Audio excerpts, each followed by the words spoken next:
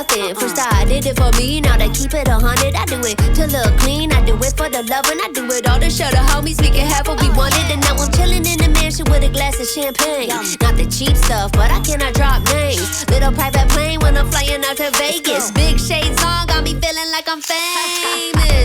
I'm a don and they know it. I'm giving you a shot, show up, don't blow it. Cause if I'm in my zone, don't stop me flowing. Gotta give me a moment, I'm a star, let me show it. Hey everybody, welcome back to Boss episode 4 with Susu and Hanan. We are so excited to be back. It's been a minute. We haven't filmed in 2 weeks. Like I said, we have so much shit going on. As you see, we changed the setup. Please let us know how you feel. Hanan said our last episode looked like we were in a cave in Afghanistan. It was so dark. But it was still really good. It was a really good episode, but I was like, yo, what the hell is going on? We need to like switch it up. It was way too dark. So we brought in different lights. If you like this setup and you still like how we sound, let us know so we can keep it going. Or if something needs to change, let us know, because we're all about listening to you guys and your comments. Like, even when you talk shit, we see you motherfuckers. We see you loud and clear. It's pretty funny. I'm super excited. Today we're going to be talking about business, money, and power. And so to us, I feel like it's a natural topic that we would like to talk about and kind of dive deep. Yeah. I mean, it's interesting because obviously we're women and we're mothers and we're in positions of authority. And that's rare. And a lot of people the number one question, I swear, I always get asked, how do you do it all? Or how do you juggle? I'm like, it's not that hard. It's easy to say that, but it is really hard. We just make it look easy. That's the truth. That is the truth. Is that what that is? That is very much the truth. Okay. I don't know how you do it, because you're like at a different level. I'm like, bitch, no, what? I just have a lot of kids and they're all so young and I just have so much going on, but so do you. But your kids are older, so it's a little bit different. Yeah, no. It's easier. Honestly, when people say, what do you do? I do my best, John. I do my best. And I just don't get it, because sometimes you still have time to like shop like a crazy person. I'm like, how do you even have time to go online shopping? Like, you're always doing something. I'm like 2 a.m. No, always. Honestly, I don't know. I feel like 24 hours in a day is just like not enough time. But with time management, it's enough time. You got to like have a list and prioritize your life. But as we said, we're talking about business, money, and power. And so I'd like to lead this with, why should women build their own financial empire? How important is that to you, to us, to me, to women? So important. Like, how it's can crucial. You not? Like, what? It's crucial. And I hate to say that, and I hate to sound like one of those girls. Like, it's easy. Really, a lot of people think we come from money, and a lot of people think we just had shit handed to us, which is the farthest so not true in life. Like you said, the furthest from the truth. I think because we've just done so much to put ourselves in this position, it's easier to talk about it now, but this hasn't always been our life.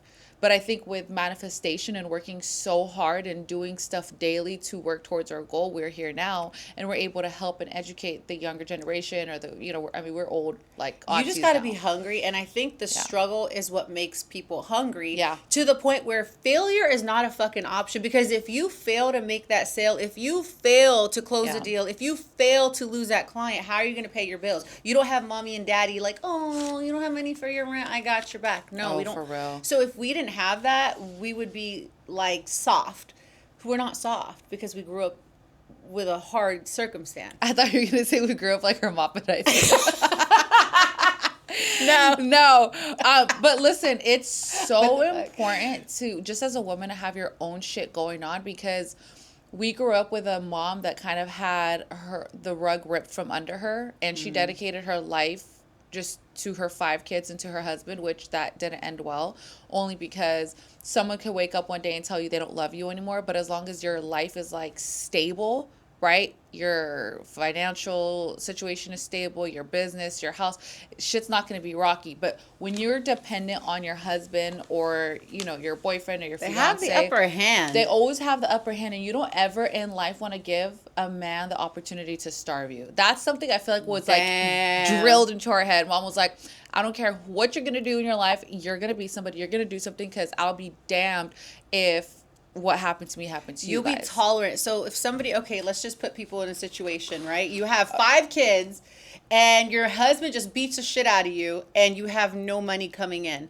Can you walk away and give your kids a life, or you're just going to get beat up all the time? He's going to get away with it one time, or 2 times, speaking about that, 3 times. Hold on. Speaking about that, this is super off topic, ADHD. So Monty was like, I'd like for you guys to ask each other a question and be honest. He's like, okay, what? Would you rather be cheated on?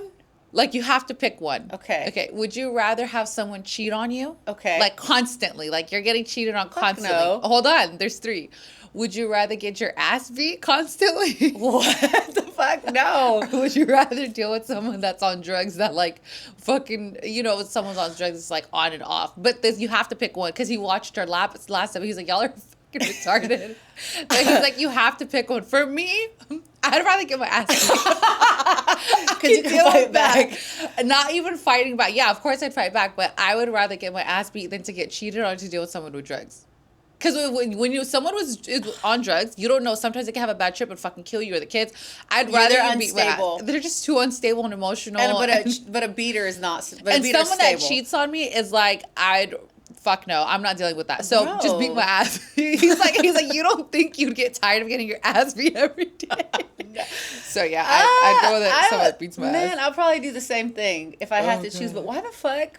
Because he was watching our last episode. He's like, you guys are so okay, I have a question for you, super off topic. Since our ADHD's kicking in once. I asked the kids this question. We died on the Oh God, that's funny. Okay, this is super dumb and immature, but would you rather have an earwax problem? I was just gonna say, where your ears just drip earwax all the time, or just smell like shit every 10 minutes? I'd rather have an earwax problem, and I'm gonna tell you why. But you can't use Q-tips. Okay, but so it's just like dripping. I'd rather fucking kill myself and do like the self-suicide thing. Yeah, that's disgusting. But I don't want to smell like shit either. So earwax. Okay, back to what we were talking about. Why women should build their own financial empire. I just think so that you don't have to tolerate anybody or anything. You can leave at your own will at any given moment, and no one's holding you back. That's what we were talking about. Exactly. So you don't have to be with someone just because they're financially supporting you. You can leave whenever you want, and you're with someone because you want to be with them, not because you need them for money, right? And I think it adds a layer of respect to you. Facts. So when a man sees you and you're capable, he's like, man, I can't fuck with her. Like, she's a We're fucking... gonna get canceled, David. Can you edit that part out? I am. Okay, go on. Maybe not. Go. So yeah, so that way you have your own respect, and you set the boundaries, and at any given point, if you're fed up, you got the power to get up and get the hell out. So you're happier all the way around. It's a sacrifice to do all the hard work, go to school, get a job, build your way up to the top. But at the end of the day, it's going to serve you, and it's going to serve your, like your, it creates a certain standard for you. So a man knows not to cross the line, because, you know, it gives you a power. It gives you something to fall back on. Like, you're never alone. Even if you had no family, but you financially set yourself up, you can always little thing going on, right? Yeah, it's like, bitch, try me. Do it. Yeah. See what happens. It's scary. It scares them. We need to keep them insecure all the time. Yeah. Never let them be secure. Like, this bitch ain't going nowhere. She ain't got no money. She ain't got no family. Are you sure about that? Where's she gonna go? You sure about that? Period. And if you don't, start like having your man give you money for the holidays and start saving it in an account he's not attached to. So go open a secret account. Guys, we're here for the girls. Yeah. Girl, go do what you got to do. Open up a secret account, do your little side gigs, save your money. At any given point, try to use their money for the groceries. Use their money for the things of the house. Save your little stash, even if it's $1,000, $3,000, $5,000. Can you imagine being with someone that like wants to split shit 50-50? Because there's a lot of girls that make money, right? And their men are like, well, you make money, so split the bills 50-50. Are we roommates? Like, are we going to dinner and you're asking me that? Like, what? Bro, I'd flip the fucking table. I will literally cheat on you. And I'll not be with you. Like, what? That's embarrassing. That's cringe. If you go 50-50 with someone, like, really reconsider your life. Like, have some fucking values. Like, well, he's not trying to impress you. He doesn't care. That's crazy. That is really weird. David's like, I go 50-50 with my Girl, get you a man to go 100. Ooh, I'm dead.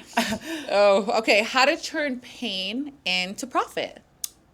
Use your pain point. Okay, that's a great question. Like, okay, For me, turning pain into profit is sometimes you go through real traumatic shit in life and you could either let it define you, or you can just come from a broken household and let that define you in your life and just keep that going. Or you could be like, I never want my life to be like this, or I know exactly how I don't want my life to be. So you channel all of that and you take it in. You literally like hold it into your stomach and you just use everything that you have gone through in life, and you prove to yourself and to everyone else who has ever doubted you and expects you to be a nobody.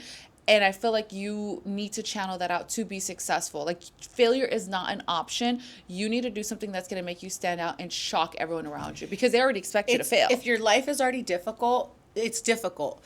And just got to choose your difficult. If you want to be a successful person, if you want to work hard, if you want to build something, that's really hard too. But pick your difficult. Do you want to be difficult, living poor, crying, abusive relationship? Not saying that's everybody, but your trauma. Or do you want to pick the difficult that's risky, scary, afraid of failure? Either way, you're struggling. So go the route that you're pushing yourself to be better. Use your pain and trauma to empower yourself. Just be like, you know what? Like you said, prove to yourself, prove to everybody around you that, you know what, this pain, this trauma actually made me better. I never want to be like this. So you do things exactly the opposite of what's been done to use it as a lesson.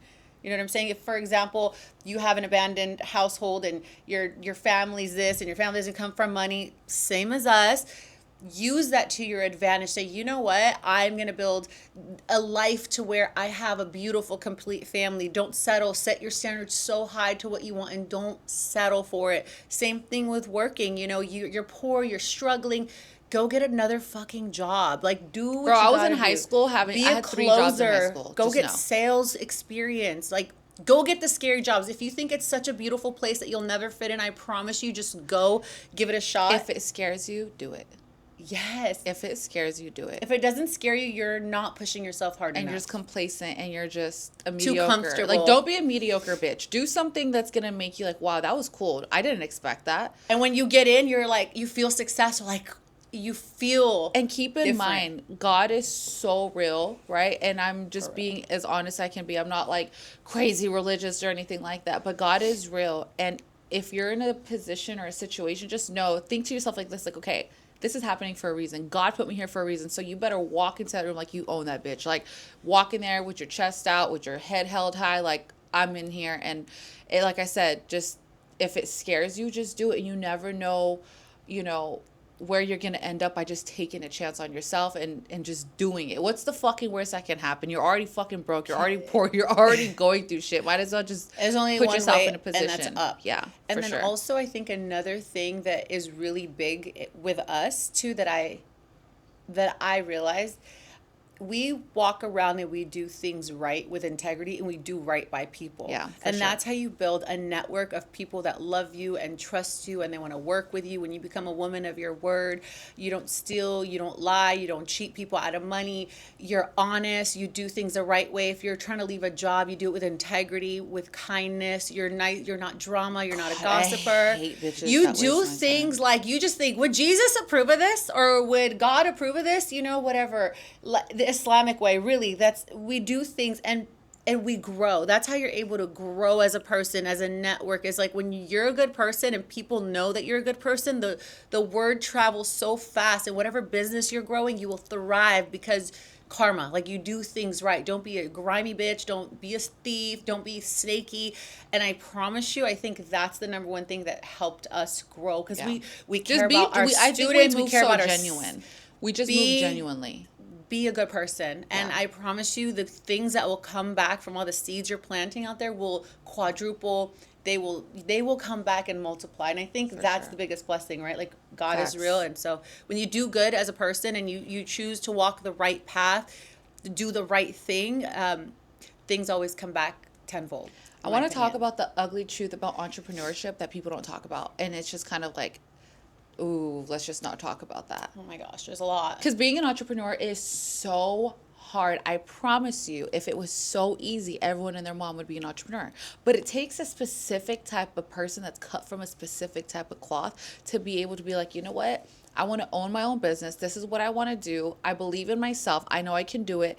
and just start doing it and getting money by themselves. Like, no one is cutting you a check. It's up to you if you want to fucking eat or not. It's up to you. Isn't it so risky that we actually do that? Like, if I stopped work, I mean, I'll still be fine. We built it where we'll be fine if we didn't work. I was talking about this yesterday. I was like, if I wasn't like this crazy, like serial, I'm not even trying to toot my own horn, but I am a serial entrepreneur, and I've done a lot of things in my life where I'm like, yo, what the fuck? I'm like so legit. Sometimes I'll be sitting there, I'm like, I'm so fucking legit. You are. Like, I'll look at myself and be like, bitch, that's you. Because we had such a hard life growing up, so difficult, from chaotic household, so much uncertainty. Can I know? Let's dig a little bit, because when you say trauma, let's peel the scab a little bit.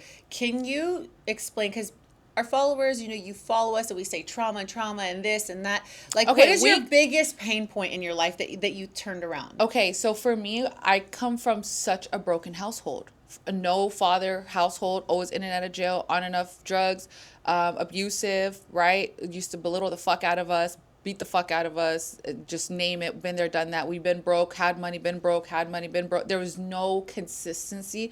There was no like constant tradition. There was no love. It was like love from our mom, but she was also in survival mode 7 days a week, working 7 days a week to keep a roof over her head, to keep food on the table. That's why with me, and you see how I move in my family, my kids, my husband, it's like literally night and day from just our life. You used it to empower yourself to get away from that. I was like, hell no. The type of mom I am, the type of husband I have, the type of kids I have, like, they're so safe, and you can tell my kids are safe when you're around them. You feel that they feel that they're safe to be themselves.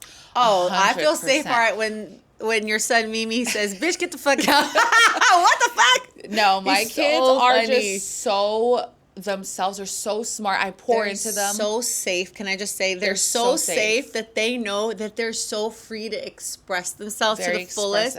They don't hold back. They're so funny. That's another thing too. Funny. They know how special they are because I go above and beyond and I celebrate them. And that's another thing I was talking about. I was telling Monty, like, he's like, why, their birthdays, you go so big and so crazy, you do too much. And I said, how blessed and lucky am I to be in charge of their childhood?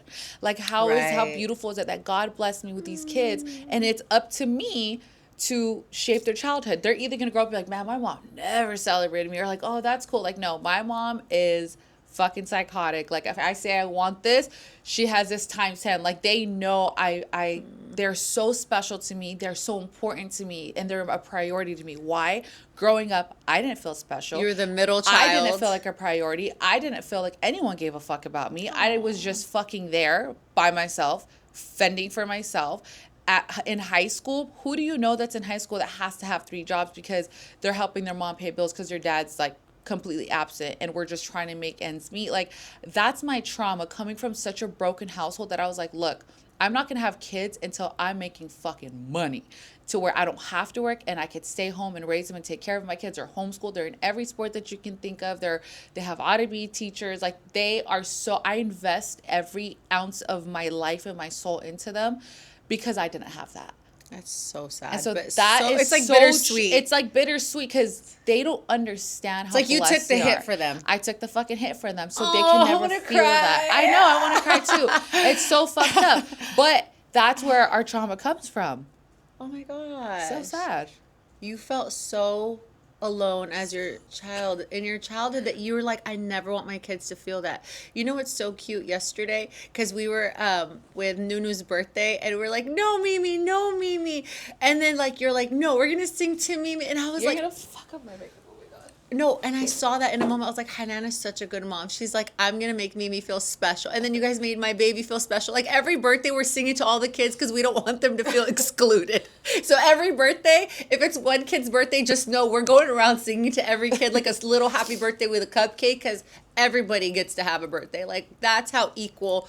Like, she won't let the kids feel an ounce of any pain or sadness. And it's so amazing. So that's like the sad part. I'm so horrible. And I'm like, in my months. Yeah. But yeah. But voila, you turned your pain into like such a power to be a super mom. Yeah. I love like, you. You're the best. She's the best mom ever. That's something I know. Like, I really am such a good mom. And it's not to say we didn't have a good mom. We just had such a fucked up like upbringing. Like, so fucked up. I don't even think we just got accustomed to it to where like we lived with it. But bro, when you see, it was you so see bad. now as a mom what we do, we're like, dang, like we didn't have that. Can you imagine my kids like have like just seeing the police come over every day, every other day? Like that was normal to us. Like God. Breaking shit, hitting. Like imagine I got my ass beat daily. Like that'd be fucking so traumatic for my kids. You know, that's like what we dealt with. Literally. Imagine how many times we would come home, the police are at the house, or mom, like, you know, like. Do you think my bad memory comes from that? Like where I bury everything so far back to where I think your trauma, like you forget a lot. But I think it's because you just try to like. I try to forget the things that didn't make me feel good. The fucked up thing is I have such good memory. I could literally put myself right then and there and feel it all over again. Do you remember the time my dad pulled out a gun on me? Yeah, and see, like, people don't even know. It's because you got caught, like, talking to someone, or you got a gift outside, I remember, you know? Yeah, so I got a gift from a boy, my first little boyfriend in high school, and he dropped off a bag, and I'll never forget, I opened my present, but anyways, I was dropping, he didn't even come into my house. He was like a little boy I talked to in high school. I ran outside. I was even barefoot. It was so fast.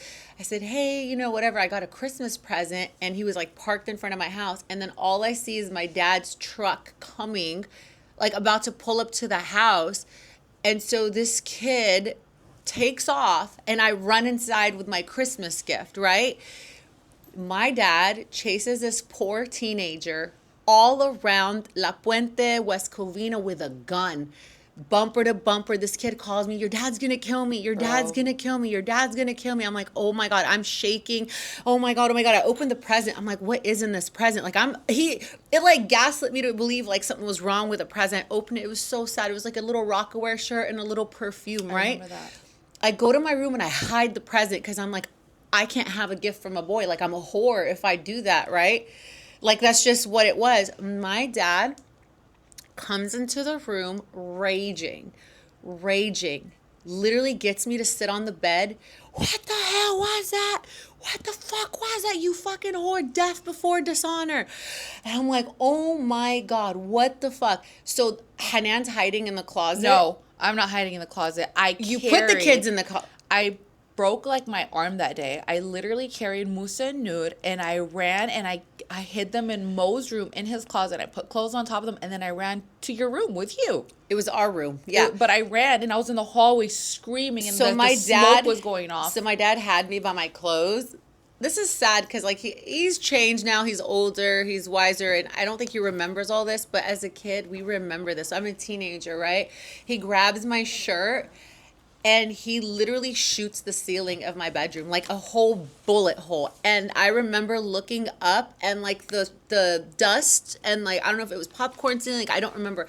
I had dust all over my hair, inside my eyes. The room was all foggy from it. I couldn't even blink. It felt like glass was in my eyes. And I just remember thinking, I'm going to die because I got a Christmas present. Like, I'm going to die. Like, it was always like, you're a whore, like death before dishonor. And ever since then, I was so, like, traumatized. And it was so weird because he was actually bipolar. And then the next week, he invites him to Disneyland.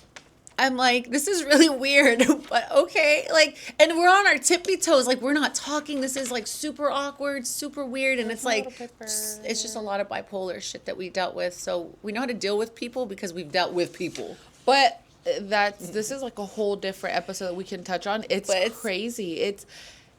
I really feel like this is why my life is like this. Because I remember growing up, I was like, this is not fucking normal. And I would remember and like put myself in a position to be like, this can't be normal. Mm-hmm. And I would go to school and I would see like dads being there. I don't think my dad's ever gone to any school event in my life. Not a sport, nothing. I wasn't even in sports. I didn't have the luxury of being in any of the shit. But I'm just saying it was so traumatic that I would be like, this is not normal. Because I would see girls with their dads and I would be like, that's crazy. Like, he's so nice or this or that. And I would like be like, damn, what the hell is going on? And that's when I, like, as we got older, I had so much resentment. I still have so much resentment towards him right now because to me, he hasn't changed a bit. He's so selfish to me. He's so non-existent in my life, in my kids' life. And it's okay because they don't need him or anyone like that. But still, it's just like, I'm grateful that we went through that, because my kids will never go through that or even know or experience any ounce of violence. Like, if me and Monty, like,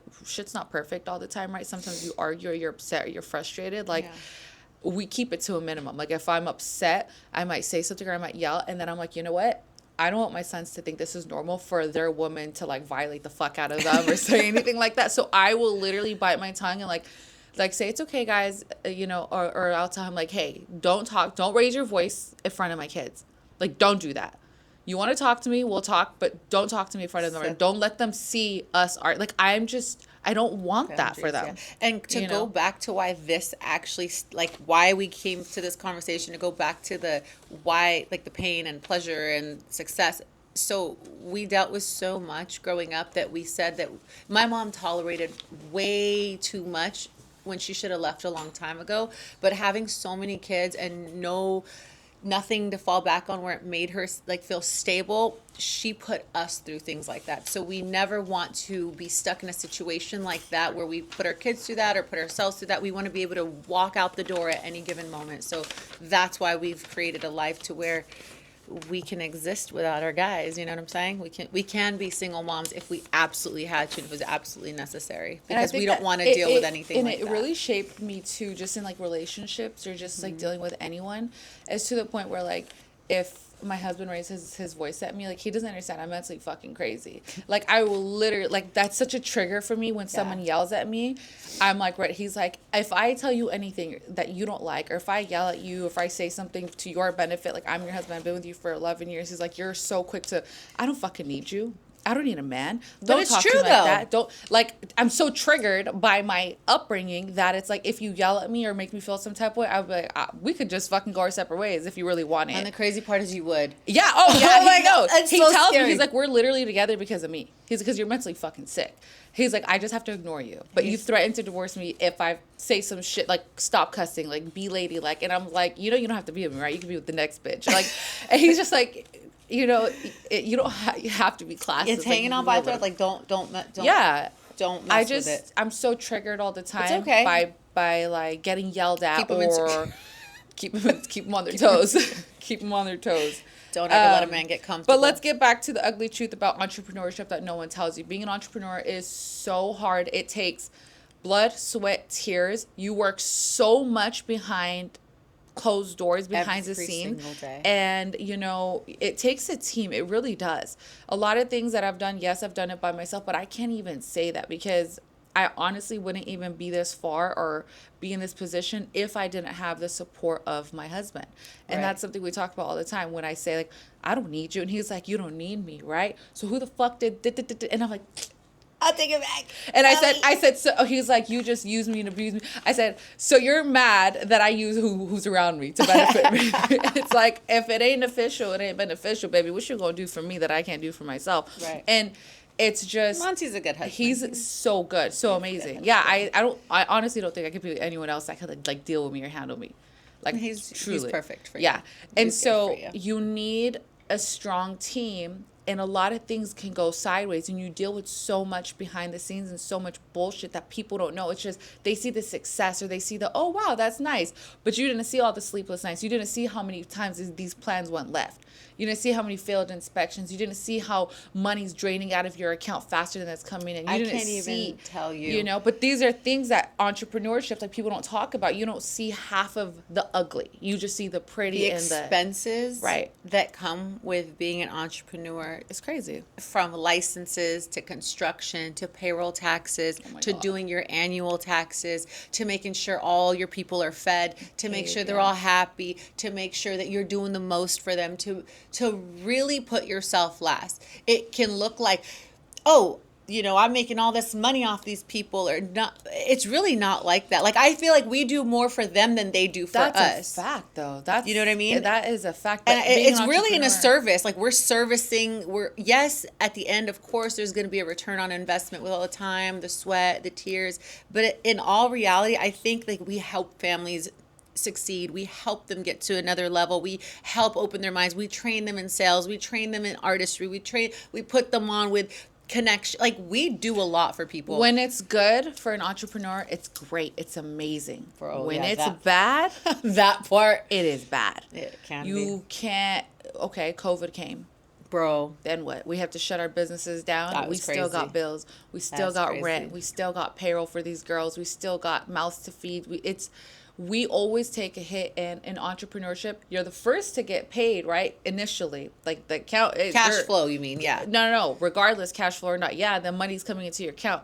But reality, you gotta pay all your rent, all That your part, utilities, too. Oh my God, all yesterday. your staff on payroll Crazy. every 2 weeks. You sometimes are either breaking even, or sometimes there's some fuckery going on where you don't get paid. But as an entrepreneur, you're built for that shit. You're like, okay, fuck it. I guess we're not getting paid this week. Like, YOLO. Like, you really whatever. have to have multiple streams of income. Yes. Meaning you can't just rely on one job or one business. You have to open multiple locations of something. You have to have multiple things bring in different revenue, whether it's properties, whether it's a residential property, whether it's, shops, whether it's beauty schools. Because here's the thing, maybe one location or one income is dipping for the month. It's not producing. Well, guess what? You have another one that can supplement. And the more you have, the more in the pot, the more you can use the money to pay one first. And it's really like a monopoly. Isn't it like a card game? And like, you're always, it's managing everything at once. Yeah, it's like a constant transfer here. Yeah, it's the a transfers, checking the accounts in the morning, making sure everything is There's cleared, no making fraud, sure there's no fuckery. payroll went through, making sure everything. Bro, one time I woke up and there was 141 or 45,000 went from one account. It was just gone. And I was like, what the French toast is and going our shit on? was frozen. You're in the Middle East. And I was like, Susu, I'm about to travel tomorrow. What the fuck is going on? She's like, what? What do you mean? There's just so much fuckery that, that goes on behind the closed doors of being an entrepreneur. But you should know one thing. As an entrepreneur, scared money don't make no money, and it takes money to make money. I'm going to talk about that Period. $145,000 that was locked out of our account, just to give insight on what happened. So we had a property, our old location, Boss Beauty. Rent was like $10,500, right? And 3 months for COVID, we shut down. Like, literally not one student, not one admin, like not $0 coming in, because we had to stop classes. But to touch base on that, we got that waived. Like, the guy that was working there, he waived it for us. We got it in writing. Let me get this. Okay, so the property manager was like, look, we're not going to do anything about it. I said, hey, I'm not paying you guys more. How am I going to come up with 30 grand? Well, you got to like negotiate. I'm like, I'm not paying you 30 grand for these 3 months. Like, we were shut down. What we'll do is at the end, we'll pay you whatever. So we decided to upgrade our location. He said COVID was shut down. Their company got thousands of dollars for the losses. Like, they filed a claim that all the businesses didn't pay rent. They literally were like, it's fine. We understand. It's all good. We're not going to do anything about it. We relocated. They got big fucking mad that we didn't re-sign our lease with them. So they sued us like randomly. And I had these constables come in knocking on my door. I'm like, this is crazy. This is weird. I'm dodging them. Like, I'm scared. Like, what is this? So I dodged them. And then time started accumulating. And I guess they sued us not only for $30,000, but they sued us for like damages, like, they sued. What else did they sue us for? Lawyer fees. I don't know, but we were so busy. Basically, we were so busy, and then I remember you were like, "This is bullshit. Like, we have everything in writing. This is weird. This is a scam. Like, this doesn't seem right." That's what she was saying. She's like, "This is a scam. This is a scam." Because whatever. it was like a weird. Yeah, I finally opened the letter, and it was like a weird law firm that didn't even seem legit. Basically, they sued us, and they sued us for interest. They sued us for all kinds of stuff, and they liquidated our bank account for the business. And Hanan was like, one of our accounts. But here's the thing: what was so funny? It was funny. It was a lesson. We had the money clearly, but I was like, oh, bet, like, I'm about to go overseas. I still came back with a shit ton of gold, so it's okay. But I was like, oh shit, this is a good little payday. We'll split that real quick. She was stacking up for the renovations of the other shop because we had so much going on. But it's one of our accounts. We woke up to over $40,000 just missing, and we didn't even. We were like, fuck it. Like, we didn't. She started laughing, and it was so scary. I was like, "Why are you laughing?" She's like, "You're so fucking dumb." I was like, "I'm so you're sorry." A fucking idiot. If you were anyone else, I would fucking split with you. And you were pregnant, so I didn't even want to stress you out. I was stressed. She took off to the airport, or I don't know where you were. Not in town. You were not in town. I was going to Palestine, bro. She was like, we'll figure it out because we got payroll. I'm like, oh my God. So I'm calling the law offices. Like, they're like, oh, you know, the case has got to clear and then whatever left is going to be reimbursed. Tell me if we asked me, did we get reimbursed anything? It was just gone. And we're like, okay, I guess. It's just one of those days where you're like, bro, what the fuck is wrong with you? Are you okay? So that was a lesson. A lesson to just, okay, if you're getting served, figure out why. Yeah, pay your dues. Even if the landlord tells you you're good, fuck those people. Like they're gonna come get you. So don't play any games. I honestly, I was like, what the fuck? The thing is, we had a meeting and he said you're fine. Remember, we were there. He's like, but he wasn't working there no more. We had it in paper. They're like, it's fine. The 3 months you were shut down. But anyways, that's just shit that you deal with on random entrepreneur shit that you just take hits left and right, and they're lesson learned, right? In life, you just learn lessons. And that was it. But the lesson is take legal work serious. Legal paperwork I was super light on that with you. Like I should have fucked you up. Fuck you. You've done some stupid shit. Never that stupid. Okay. Never that fucking stupid. Well, we learned a lesson. You learned. It could have been worse. Yeah. But did you die? No. It made us strong. But I learned a lesson if I ever get served to fucking see what's going on and not just dodge it and think it's a scam. So. It seemed like a scam. But it's okay. They liquidated one account. They froze our accounts, unfroze it within like 2 weeks. And we were like, okay. That was stupid as fuck. All right. Oh, why do your friends secretly hate your success? I know why. Because they grew up with you and they could have been you, but they fucking... No one ever wants to see you doing better than them. Yeah, so. Especially if you grew up together and you guys drank the same water, breathed the same air, had the same friends, but you thrived. Like, what is it that they're missing? They feel like they got something missing. Like, why am I not like that? Why her, not me? Yeah, exactly. Like, I came from money. I came from war. Why is she successful? Or I had this or I had that. Or no, seriously, I know so many people that were like, born into money or just like had such a that's good a problem life. No, too comfortable. Yes and no, because I try to make myself feel better about that because our kids, we're creating fucking monsters, right? Because they're so spoiled and they're so blessed and they have everything and more, but I also want them to work hard for their shit. Like they're little right now, so yeah, they're stupid, rotten, spoiled, but at a certain point, they're not going to just have shit handed to them. Like, they're going to have they will have a business. Their business, I don't care what they want to do. They're going to have a business. They're going to run it. They're going to work. They're going to, struggle and do certain things. So I have faith that our kids are going to turn out good regardless. If we're parenting them and we're teaching them from our life experiences. We are. They're going to be amazing. Like, my kids have their little businesses. They work for themselves. My daughter works for Hanan. She works here at the nail school, and she's paying off. And she has her own little business too. Yeah, she's got it. We were instilling good things in them. Definitely. But yeah, back to, why your friends secretly hate your success. No one ever wants to see you doing better than them unless it's your mom or your sisters or your brother. Like, we always want to see each other doing good no matter what. Mm-hmm. We come from the same mom, same dad. That's different, right? But I'm talking about like a best friend or someone who you thought was your friend. Or I don't believe in friends. I have 0 friends, not even one friend. Like, I have acquaintances though, that people that I like and I care for. Is a different. That's I don't bring people to my house. I don't feel comfortable doing that. All of a sudden. I don't. It's been a long time. I don't have time.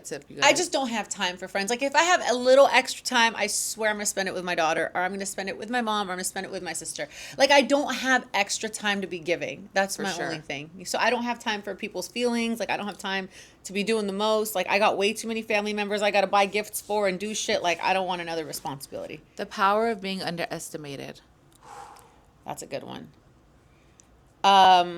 It's so powerful. Like, it is amazing when you're when you're underestimated. It fuels you. Yeah, it's kind of that thing we talked about where you're like it's like a trauma response, or you said something. I think of me and Musa when I underestimated him. I'm like, no, I'm not helping you with your business. He talks about that all the time. I always tell him you should thank me, because if it wasn't for me hating on you. But he loves me so much. He's like, you're my favorite because you were the only one who believed in me, and you gave me money and you motivated me. I gave him money. He scammed me, and I'm like, Musa. And he's like, she made me send it back, that bitch. Bitch, give me that money back. I was like, Susu's rich. What a piece of shit. He was like, she just didn't believe in me. Because he was so young and he's just such a jokester. Musa, like it was so hard. Musa's hungry though. Like Musa's. I see him. I always hungry. tell him I'm so proud of him. Like Musa's annoying. Like he's always on my phone talking about the next thing, which is amazing. But he's a hungry motherfucker. Like he's good. He's because we grew up the same. So he's always like, no one believed in me. I'm gonna teach you all a lesson. It's trauma. Literally. The why luxury and spirituality can coexist. I don't know why it cannot. You can be luxurious and be spiritual. Like, why is it such a disconnect? I'm confused. I don't know. Is there a disconnect? Like, why can't you have both? I don't know how to answer that. Truly. I guess spirituality is more like in touch and in tune with your inner self and being more conscious and present and like what it really takes to scale to a 7-figure income in business. Blood, sweat, tears.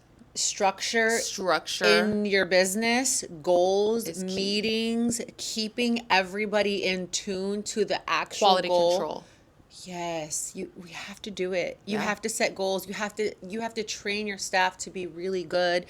You have to train them to do things how you want. I know sometimes it seems like it's really difficult to do that, but you're not doing the work and you're paying somebody to do the work. So just have everybody have their own position and their job and work like a team on a ship. Like give someone a position of leadership, tell them this is your job, and we have meetings and structure and putting systems in place. You can create your own systems, like you don't have to follow someone's It's trial system. and error, and you got to be real with yourself. You got to really take a step back and look at your business to see, is this working? Is this legit? Am I making money, or am I just in a cycle where it's just I'm in it and I'm trying to figure things out? And you it's have okay. to have structure. Sometimes businesses do get stagnant, and that's when you have to come in and remotivate your people and get them excited to work for you, because this is something I learned too. When your people are not excited to work for you, they're pieces of shit. Like I don't have anybody like that right now, but when you have like a bad apple or you have someone that's just like feeling some type of way,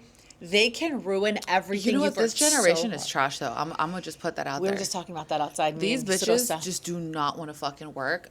They're okay with being broke. They're okay with just being minimal. And well, you got OnlyFans promoting. You could be a millionaire if you sell your asshole. They want easy money. These bitches ain't doing OnlyFans. They're just like okay with just living a mediocre lifestyle. They just don't want to work. They want all this money, but they don't want to work. They're lazy as fuck, and they'll waste your time. I think social media ruined a lot of people with doom scrolling. Yeah. When we didn't have social media, we were still. Thank God we didn't have social media when we were growing up. Cause we had to just figure stuff out, learn how to navigate and find directions on our own. Like we had to use our brain cells. Right now, everything's like smartphones. People don't even know how to read and write or do cursive. Like they don't even know how to write a check. They don't even teach cursive anymore in school. They don't. I swear to God. Okay. I once had a staff member. I said, "Hey, I need you to go cut this. Here's a check. I need you to go mail it." Like I did it to Nadine, and she failed me. She didn't put a stamp, and she didn't put the return address. She Mon- just dropped it off. That's when Monty, 3 days into meeting him, he paid my rent because he didn't believe me. He's like, I thought you were scamming me, but if I didn't pay rent, I know you'd cut me off. I was like, oh, for sure.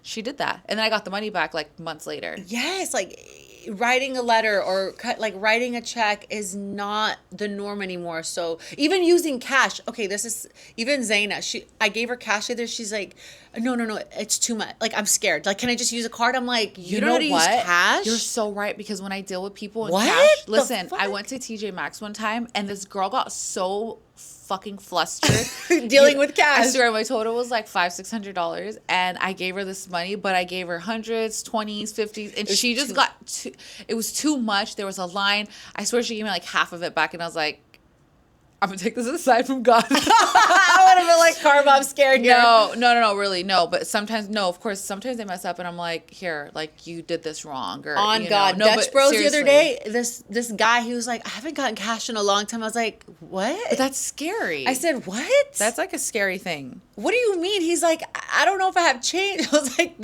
what do you mean? Like you haven't had cash in a long time? It's a digital era. People want to make quick money online. They don't want to get up in the morning. Our kids are probably not going to deal with cash like that. Yeah, no.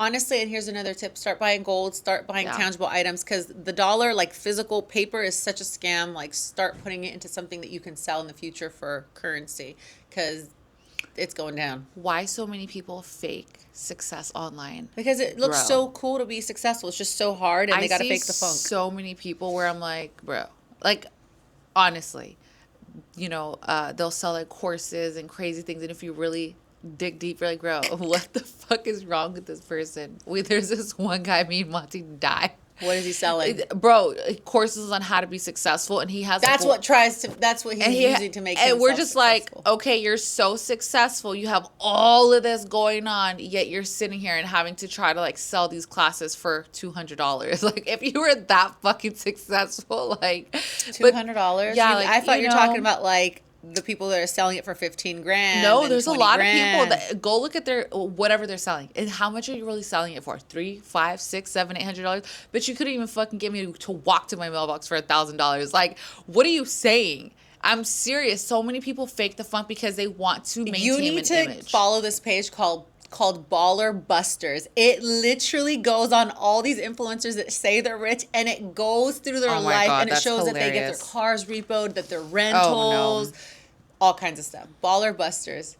But yeah, people want to create a facade because they don't really know the truth. And to be completely honest, the people who have it like that usually don't want to show it off because it's scary to show it off. People don't want to be a target. Those dumbasses that keep flashing cars and cash and, oh, I live here. And half the time it's a freaking Airbnb. Half the time they're doing that to get engagement and views on social media because that's what pays them. And they think the more followers they get, the more attention they get, the more like little sponsored deals they get. But what businesses do they really have? Like, what staff do they really have? If you're going to follow someone, just check their credentials on the cool and then follow them and let them influence you. But half the time it's just an image. Like, how many social media people you see look all happy and then they end up divorced? You're like, bro, I thought they were so fucking happy. Mom was telling me something along. She's like, what did she say? It was on social media. She was like, show me your social media and I'll show you what you're missing. Or like, show me what she says. Like, I guess she like looks at someone's life and she could tell what they're missing. Mom said that? Yes, based off of what they're missing. So like on social media, if you see someone constantly posting about them and their husband or them and their wife and they're so happy and they're this, and she'll be like, that's what's missing. Their relationship is fucked up. This and this and this. She's like looking for validation. If there's someone constantly posting, oh, I love my significant other. They're this. I'm so proud. I'm so behind closed doors. She's like, bitch, you ain't shit. Like, it is the complete opposite of what you see, which is crazy. Oh my God. And that's what Mom was saying. Like, show me what you're about, and I'll show you what that's you're their missing. Dream. So they're posting it as like inspo on their page, basically. Ooh. Yeah. Are women more disciplined with money than men? Fuck no. Yes and no. Yes and no.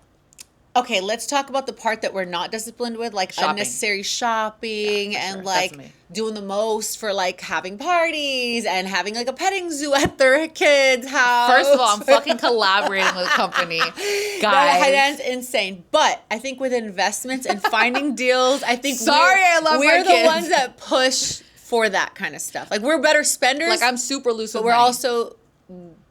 We're just better spenders. If that makes sense. Like, it makes more sense. Okay, yes and no. So me personally, I don't give a fuck. Spend to get it right back. That's like I don't even look at price tags. I'm mentally fucking sick. But that's what I wanted my whole life. I don't want to, right?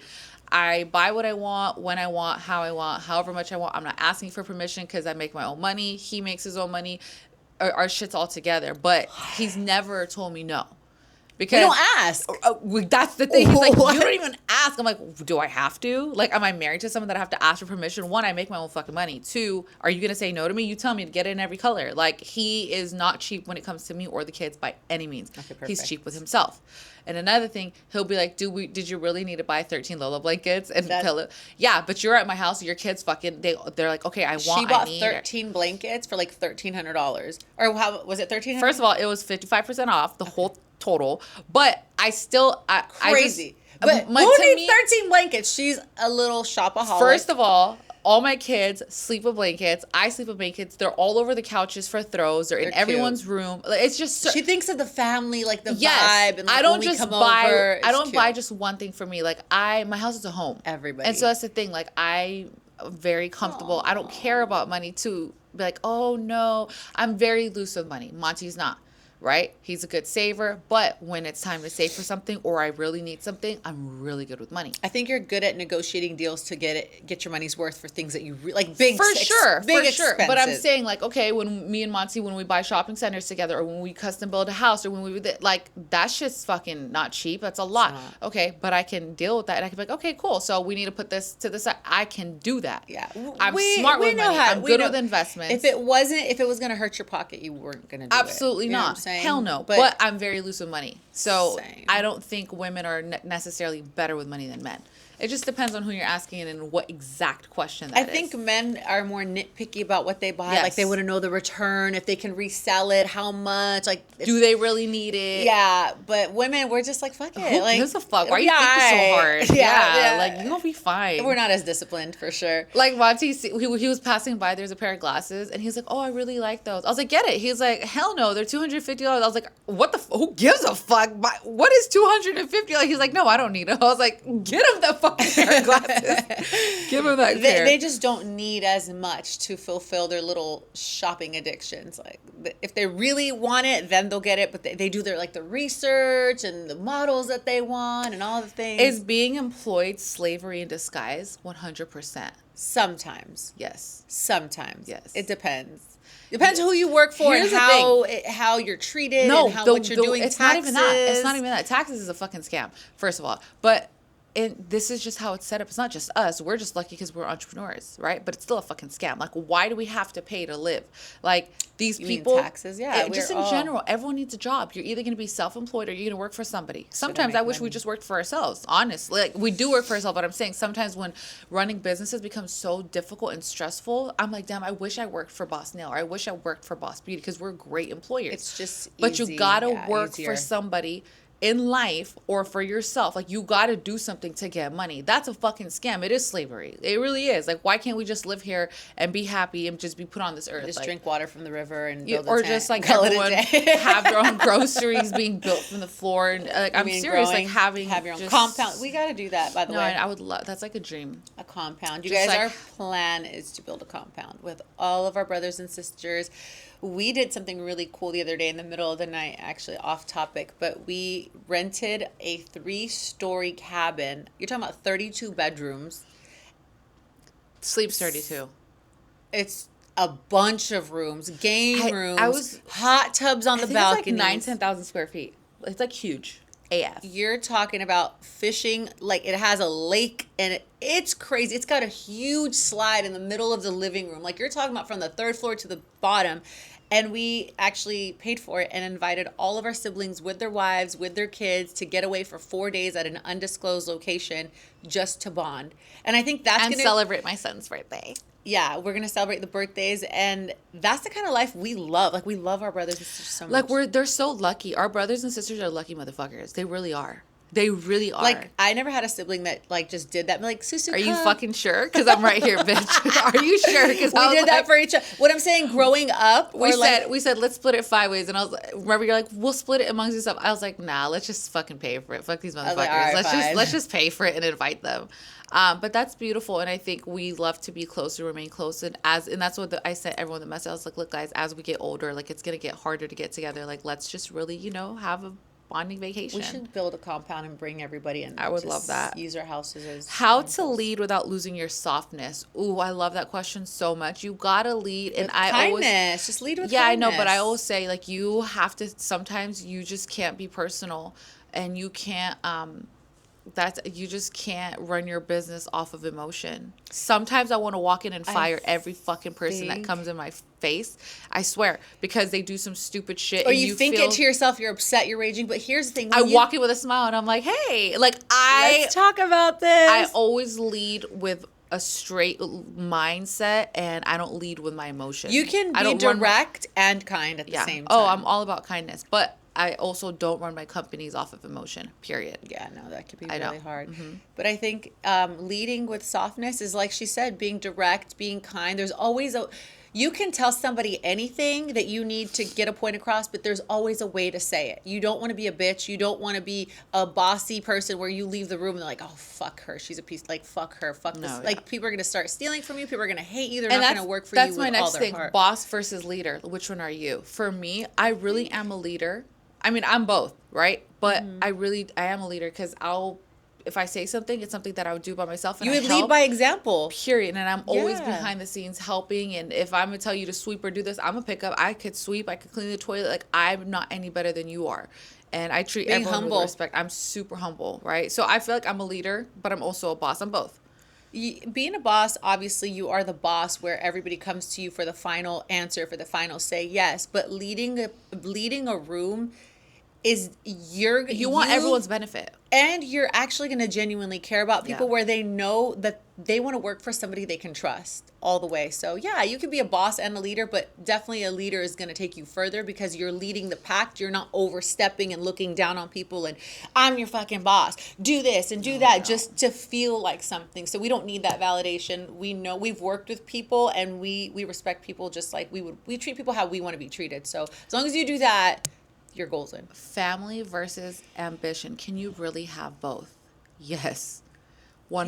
Yes. And you can pour it onto your kids and teach them how to be ambitious. And I hate when people think you have to either be a working mom or a stay-at-home mom, and you can't have both. Because I'm going to tell you right now, I'm a 99.9% stay-at-home mom. Yeah, I'm running a lot of companies on the side, right? From home. I go to work once a week, if that. I haven't been to work in 2 weeks, so I have a lot of shit piled up, but you can have both. I run my companies on the phone, but I'm very present and I'm home. And a lot of people, they say, oh, I don't want to be a girl boss. I don't want to climb the success ladder. I just want to be a mom. I want to be present for my family. And I get so offended. I'm like, bitch, you could do both. Like, don't knock the girls that stay home and want to raise their family. And that's a hard job, too. It is harder than fucking working. And you don't get paid. It's the worst. You don't get paid. Being a stay-at-home mom is so fucking hard because, like I said, I'm a stay-at-home mom. The difference is I'm fucking getting paid because I got companies and businesses on the side that I'm running. But imagine I was just a stay-at-home mom. I would fucking kill myself because it's so hard. It's hard, but it's also a beautiful thing. It's rewarding, but it's very hard. Beautiful thing. And people underestimate and they say, oh, you're just a stay-at-home mom. Like, bitch, do you know how hard that is? To just be at home, cook, clean, do laundry, and I have a housekeeper and nanny. If I didn't, I would literally kill myself. So I think about the ones that the moms that don't, and I give them so much more respect and credit. Repetitive. And I'm just like, how do they do it? Because there's no way in hell. I think you need to carve out one day. If you're a stay-at-home mom, carve out one day where somebody can help you, half a day, or even your husband or your boyfriend or your sister or your friend. Something. Carve out a day for you. Go get a massage or go start your business or say, I'm going to sit here and lock in for 3 hours and just work. All I'm saying is stay-at-home moms don't get enough credit because I think a stay-at-home mom it's so beautiful. It's so rewarding and your kids are so blessed and lucky to have you. But then again, as a stay-at-home mom myself, it's so draining. It's so hard. And I have help. So like I said, the women that don't have help, I give them so much more respect, so much more credit, so much more props because I'm like, how do you do it?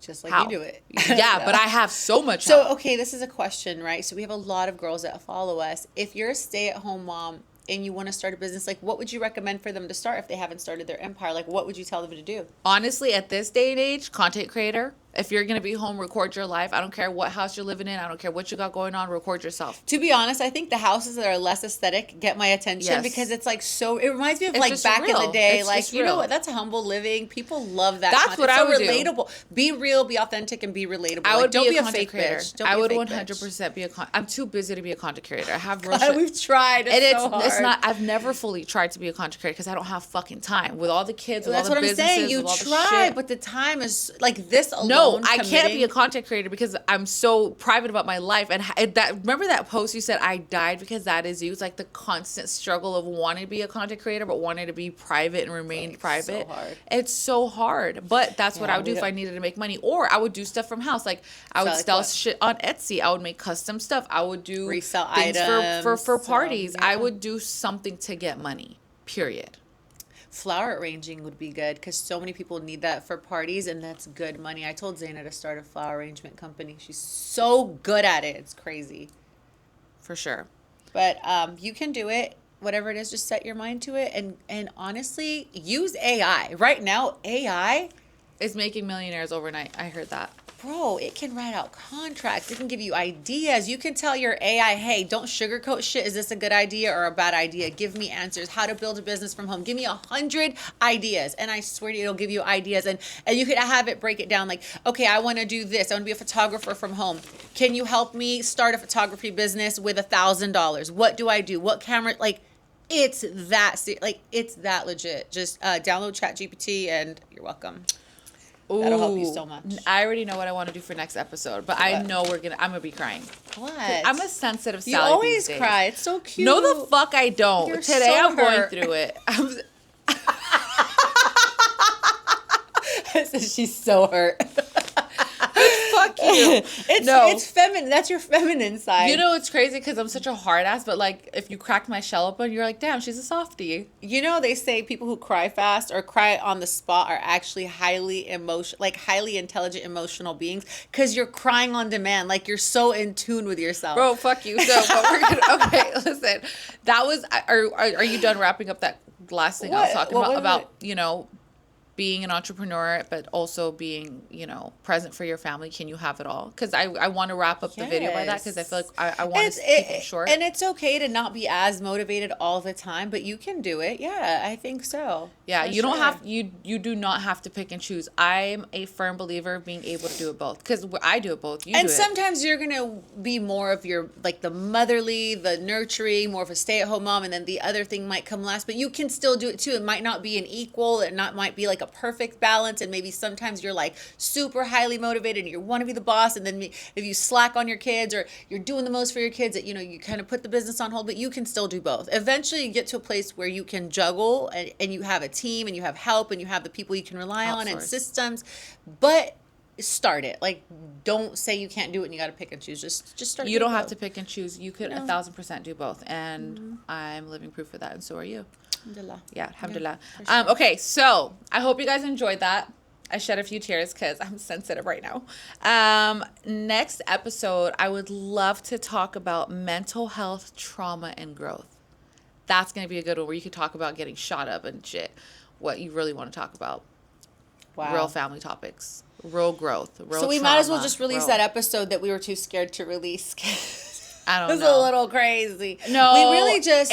I think it was so unfiltered. It was too unfiltered. It's going to hurt a lot of people's feelings, which I don't give a fuck. We threw names and everything. We're like, is it worth a But then there's a lawsuit? death in our family, and I was like, is that a sign to not be sober? Death is so scary. Can I ask you a question? Because I think this is so off topic from the bad to boss and all the questions. Like, what is your belief about, like, people after they die? Like, what do you feel actually happens? Because I have my whole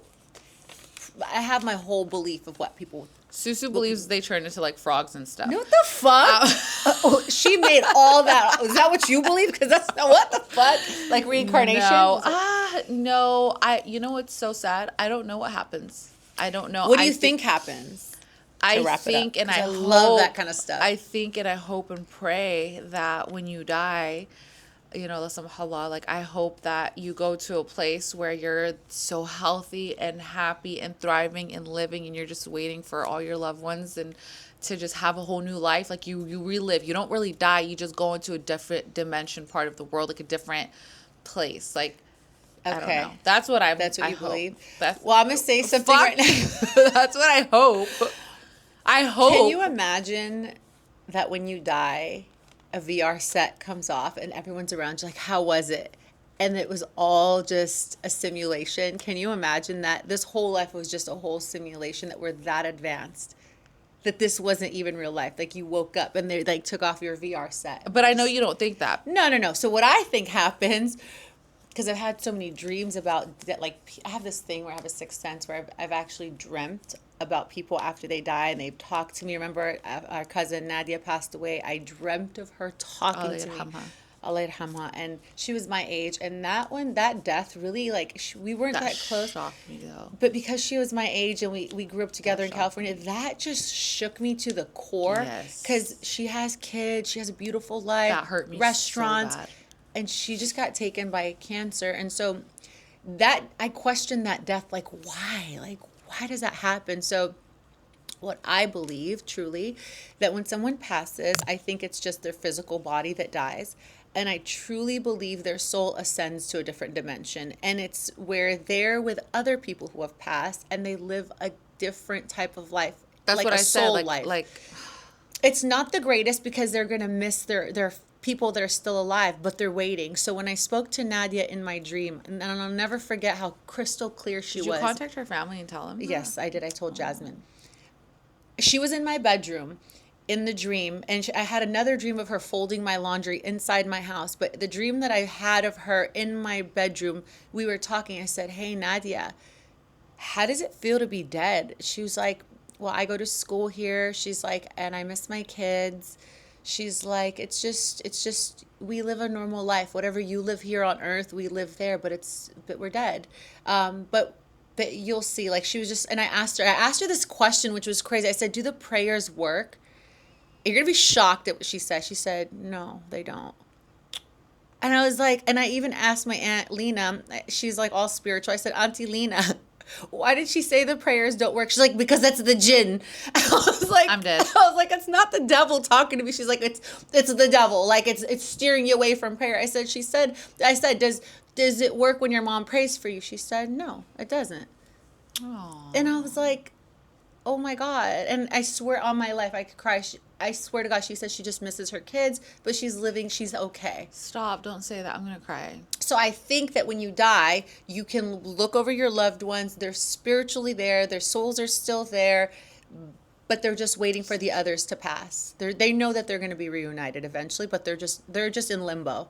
But they're living a life, but they're waiting. But I think that means they served their purpose. After you die, you served your purpose on this physical planet, and then you go to eternal. Like, I don't believe in, like, heaven and about death. Oh my God. What's wrong with you today? Why are you crying? How the fuck are you crying? Because you said she died. She had 3 kids. I'm so sad. It is so sad. Like, so imagine. Like, it's so sad. Like, it's just not fair. It's not. Because I have kids and, like, you think, like, what would you do? Like, God forbid you die and, like, you just leave your kids and they're just, like, I hate talking about death, and I hate that Alhamdulillah, she has such a great family. Her sisters take care of the kids. So sad, though. Her husband, but it's just unfair. It shook me so sad. To the core. It shook me to the core. It's so sad. I hate talking about death. Next, exit. But it's reality. Wrap this up. You ruined this. How did I ruin it? We're talking about things that really matter, because everyone's guaranteed to die. That's like one guarantee we have in life. And that's why you got to be the best version of yourself. And you got to do, and money's not everything, you guys. As much as we talk about money, success, and all we're trying to do is buy fucking freedom. That's to be with our loved ones, to spend time with our sisters, to spend time with our kids, to spend time with our family. So that's the ultimate goal. When people are trying so hard to be all successful, yeah, people flash all this shit, but really we're just trying to buy our time because we're enslaved by working. And you just never know when it's your last day. Kids. Like, that's just, I hate talking about death. I really do. But it's so sad because you literally never know. It could be tomorrow. It could be, like, you're going to leave all your loved ones. Like, I hate talking about death because it's one thing that we can guarantee in life. I have everything prepared for God forbid if something happens to me for my kids. Can you just wrap this episode up? You pissed me off. I love you. I'm gonna give you a hug. You guys, it's over. You're talking about death for no reason. It's like, the truth. I have kids. Like, we all have kids. We all have kids. So it's the worst for the parents. God forbid, like the kids that you love the most. So basically, spend time with your kids, love on your babies. That should be your number one priority, and your loved ones. So for real, that's my take on it. We just wanted to ask a question. I'm so sorry. And I just hate talking about that. I agree. So sad. Okay, guys, we're gonna skip over this, and we will see you guys episode 5. But this is reality. This is real. People feel the same way. They're gonna relate to you. So sad.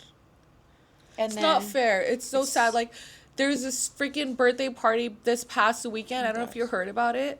Oh my God. And it's just like, to think those little kids that in Stockton, California. Yes, that died. Like, I was literally crying. I was like, that is so sad. Like, their parents took them to a birthday party thinking they're going to be safe and just have fun. It's like they lost their kids. Like, that's it. 4 like, of them. That is insane. That is so messed up. Like, I hate talking about death, especially unexpected death. Like, it's just so... hurtful to me. So when I see someone die, like, I literally cried in real time, and I'm just like, I don't even have to know them, and I'm just like hurt for them, you know, and their families, and it's just so sad.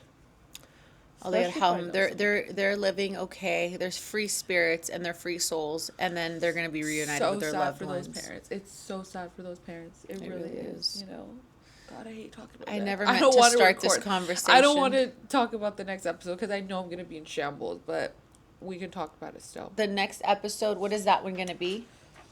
Is it society, feminism, and modern controversy? No, I had it written down. But you threw me off with that. I just hate talking about sad things. Oh, we could talk about that if you want. I was going to talk about mental health, trauma, and growth. That's a good one. That's a good one. That's what I said. It's going to be really deep, diving deep. But we can wrap this up because you made me sad. I'm so sorry, guys. And I think eventually one day you'll understand everything that we have bottled up in here. But I'll lay it home to our cousin, and we had another one that passed away. But again, life is so unexpected and not guaranteed. So do the best you can. Treat everybody, because the only thing you leave behind is how you treated people and the legacy and the respect that you gain by being a good human being. That's my take on that, because all you remember is the great things about people. I think that's how I'm so big on building core memories with my loved ones, my family, spend time, kids, time is your biggest currency. At the end of the day, if you can buy your time, you're rich. Yeah. If you 100%. Buy time with the people you love, for sure. So that kind of really is the truth. This is why, like, spend time with the people you love, because nothing's ever guaranteed. Yeah. Absolutely. Mm-hmm. Well, I hope you guys enjoyed that one. So. Crybaby ass girl. I'm such a crybaby. Love you guys. Thank you. And Hanan's a big softie. She's a baddie, but she's a softie. Look at her. She's the first one to pop off and beat some ass, but she's the first one to cry when something hits you. I'm a good person. I have a soft heart. Yeah, I really do. Yeah, I know you do. You don't have to tell me that. I know. I'm sorry you're crying. I know, it's life. Okay. All right, guys. We'll see you guys episode 5. Thank you for tuning in, and God bless. We love you guys. Bye.